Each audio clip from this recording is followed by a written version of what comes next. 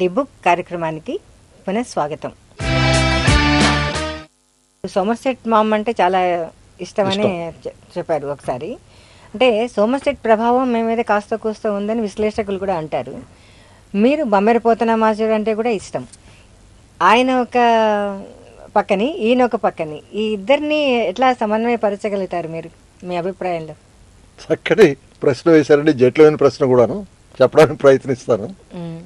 ఇప్పుడు Somerset ma'am దగ్గరికి వచ్చేటప్పటికి ఆయన పాత్ర చిత్రణ, స్థాన చిత్రణ, ఒక లొకేల్ కానీ ఒకటి చూపెట్టడానికి, ఎస్పెషల్లీ ఫారెస్టు ఇలాంటివి మనిషిని స్కెచ్ చేయడానికి కానీ ఆయన బాపు గారు కానీ బ్రష్ ఉపయోగించినట్టు మాటలు ఉపయోగిస్తాడండి మహానుభావుడు. అది నాకు చాలా ఇష్టం. అక్కడ దాకా వస్తే మరి బమ్మెరపోతన గారి దగ్గరికి వస్తే ఆ రసం చిలికించడం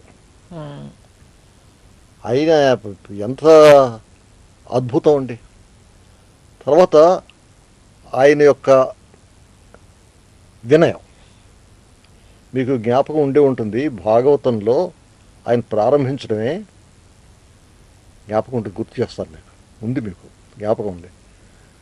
శ్రీ కైవల్య పదంబు నొందుటకై చింతించదన్ లోకరక్షాకారంభకు భక్తపాలన కళా సౌరంభకున్ దానవోద్రేక స్తంభకు కేలిలోల విలస దృగ్యాల సంభూత నానా కంజాత భవాండ కుంభకు మహానందాంగనాడింభకు. ఆ తర్వాత చెప్తాడు, పలికిడిది భాగవతం అట, పలికించేది వాడు రామభద్రుడట, నే పలికిన భవహరమగనట, పలికెద వేరొండు గాథ పలుకగనేర. ఇంత బ్రహ్మాండమైనటువంటి పుస్తకం రాసిన మహానుభావుడు.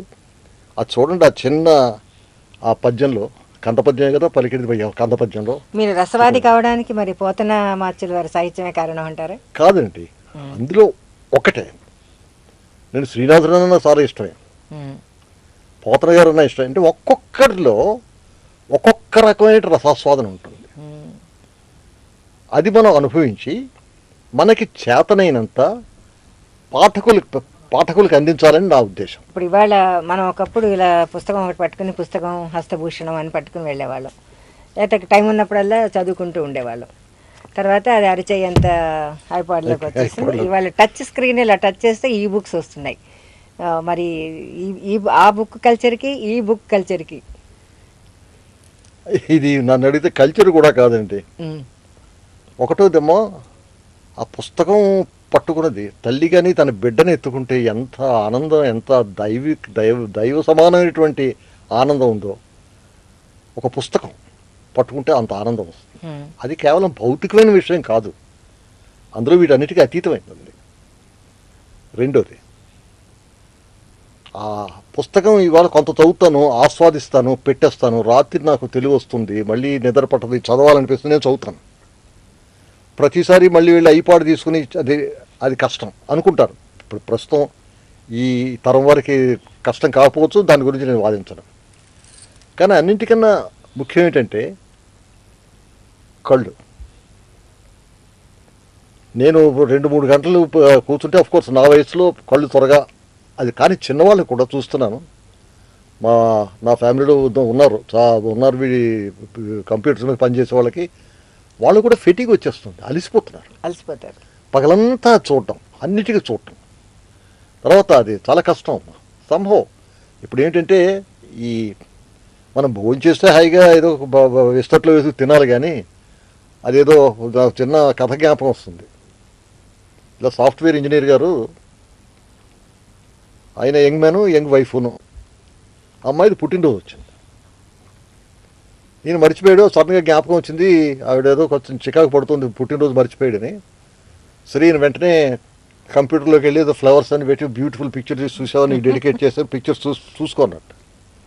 తమైంది, ఏంటి నీ తలకాయ ఇదేం గిఫ్ట్ అయ్యా, ఏదంటే చేతిలో పెట్టుకుని నేను ఆనందించేది ఉండాలి అని.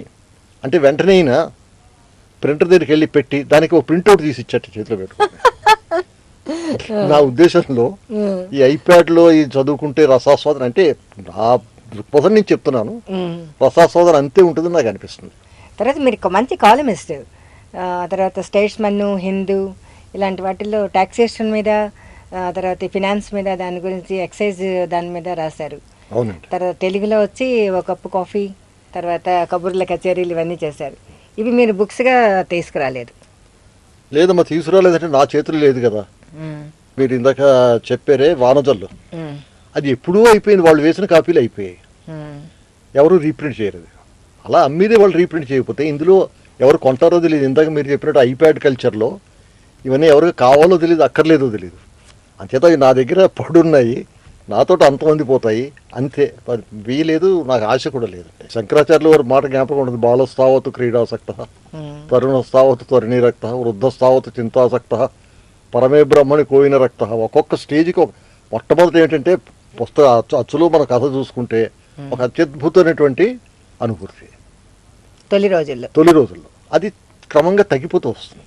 రెండోది ఏంటంటే పాపం ఇప్పుడు ఇలాంటి టీవీ ఛానల్స్ వీళ్ళ దయ వల్ల మా వయస్సుకి తగిన ఓ భారతం అని, భాగవతం అని, ఒక క్లాసికల్ మ్యూజిక్ నాకు చాలా సరదా, కర్ణాటక సంగీతం అంటే నాకు చాలా సరదా, మన కూచిపూడి నుంచి అంటే సరదా, భరతనాట్యం అంటే సరదా, ఏదో కొన్నేనో ప్రోగ్రాంలు కనిపిస్తుంటాయి. అది ఆనందిస్తాం. అంటే హాయిగా వండి పెట్టి తినడం. ఇంతకుముందు వండి పెట్టేవాళ్ళం అమ్మా, ఇప్పుడు మనకు వండి పెడుతున్నారు, మనం హాయిగా భుజించి శయనిద్దాం. అంటే 80 ఏళ్ల వయసులో మీ ఆరోగ్య రహస్యం ఏంటి? ఆరోగ్య రహస్యం అంటే ఏం లేదు, ఆరోగ్యంగా ఉన్నానంటే మనస్సు అంతే. నాకు అసంతృప్తి దేని మీద లేదు. ఓకే అని అనిపిస్తుంది. ఓకే అంటే దానికి తెలుగులో సరే అని ఒక సమానార్థకం ఉందని మనం అనుకుంటున్నాం, కానీ అసలు ఈ ఓకే అన్న పదం గురించి చెప్పండి. భాషా ఓకే అంటే అమెరికన్ సివిల్ వార్లో వచ్చిందమ్మా ఈ మాట. అప్పుడు ఏంటంటే ఈ సైనికులు యుద్ధానికి వెళుతూ ఉండేవారు. యుద్ధానికి వెళ్ళి సాయంత్రం వచ్చేటప్పటికి లీడర్ వాళ్ళ కెప్టెన్ సార్జెంట్ ఎవడో మేజర్ దగ్గర జనరల్ దగ్గరికి వెళ్ళి ఈ 6 killed 7K అంటే 7 చచ్చిపోయారు, 6 చచ్చిపోయారు, 10 మంది చచ్చిపోయారు. ఎవరు చచ్చిపోకపోతే 0 killed అంటే 0 ఇట్లా ఉంటుంది కదా, అది ఓకే అయింది, అది ఓకే కింద వచ్చింది. అంటే ఎవరు చచ్చిపోలేదంటే అది మంచి విషయం కదా. అంటే ఆ ఓకే అది ఇంతింతయి వటుడింతయి అన్నట్టు ప్రపంచం అంతా అయిపోయింది. అది అసందర్భంగా మనం వాడే పరిస్థితి వచ్చింది ఇప్పుడు. అదే మళ్ళీ ఎవరైనా రాయమని మిమ్మల్ని గట్టిగా అడిగితే రాస్తారా ఇప్పుడు? అమ్మా చూడు, రాయమని నన్ను అడుగువలనా, పరవశించి రాయినా అని చెప్పే శక్తి లేదు.